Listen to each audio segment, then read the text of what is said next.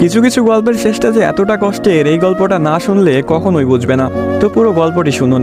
একটি 19 বছর বয়সী মেয়ে তার প্রেমিকের কাছে গিয়ে বলে, আমার 20তম জন্মদিনে তুমি আমাকে কি উপহার দিবে? ছেলেটি মুচকি হেসে বলল, এখনো তো অনেক সময় আছে, আর সময় হলে তুমি তোমার জন্মদিনের উপহার পেয়ে যাবে। বেশ কিছুদিন যাওয়ার পর একদিন হঠাৎ করে মেয়েটি অজ্ঞান হয়ে যায়।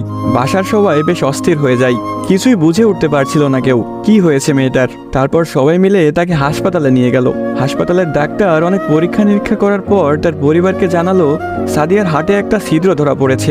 এখন যদি খুব তাড়াতাড়ি হার্ট পরিবর্তন না করা হয়, তাহলে হয়তো সাদিয়াকে আর বাঁচানো সম্ভব হবে না।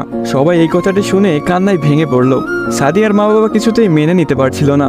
সাদিয়ার প্রেমিক সাকিব তার বিষয়ে ডাক্তারের কাছ থেকে সবকিছু শুনে বলল, এ কিছুতেই হতে দিবে না সে। তারপর সাকিব মেয়েটির রুমে গেল, দেখলো তার ভালোবাসার মানুষটি বিছানায় শুয়ে আছে।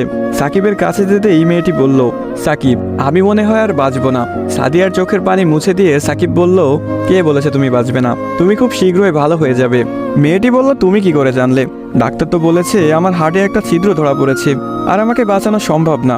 ধুর পাগলি, তোমার কিছুই হবে না, দেখো তুমি ভালো হয়ে যাবে। এভাবেই বেশ কিছুদিন যাওয়ার পর সাদিয়া সম্পূর্ণ সুস্থ হয়ে যায় এবং বাসায় ফিরে যায়।